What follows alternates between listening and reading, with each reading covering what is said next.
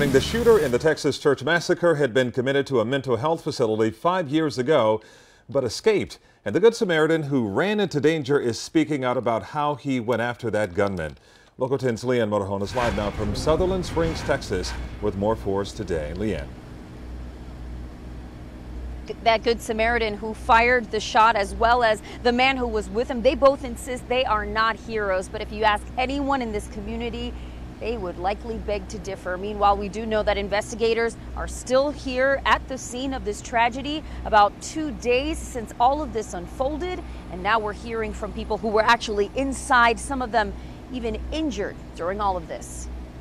A harrowing account from a woman who was shot and survived Sunday's mass shooting inside a Texas church. He was shooting people while he was walking in there. He was going through the rows to see who was shot and who wasn't. And now help is on the way for the families who must now bury their loved ones. Funding for each victim is $6,500. In addition to that, there has been a company that has come forward and agreed to donate the caskets to all of the victims. We're learning more about the shooter's violent history, including his attempted escape from a New Mexico behavioral institute in 2012. This came months after his guilty plea to repeatedly punching, kinking, and choking his then wife, and striking his 11-month-old stepson hard enough to crack his skull.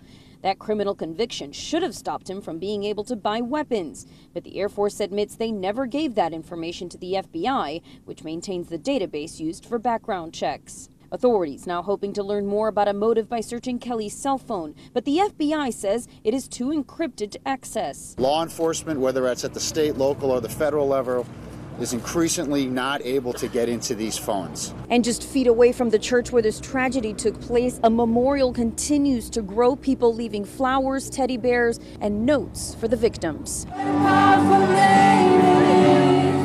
Late Monday, a vigil was held to remember the 26 lives lost and 20 others injured. In attendance, the 2 men credited with helping to end the massacre. I'm no hero.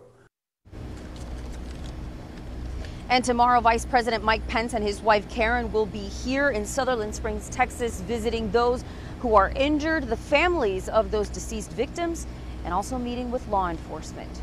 Reporting live in Sutherland Springs, Texas, Leanne Motorhone, Local 10 News.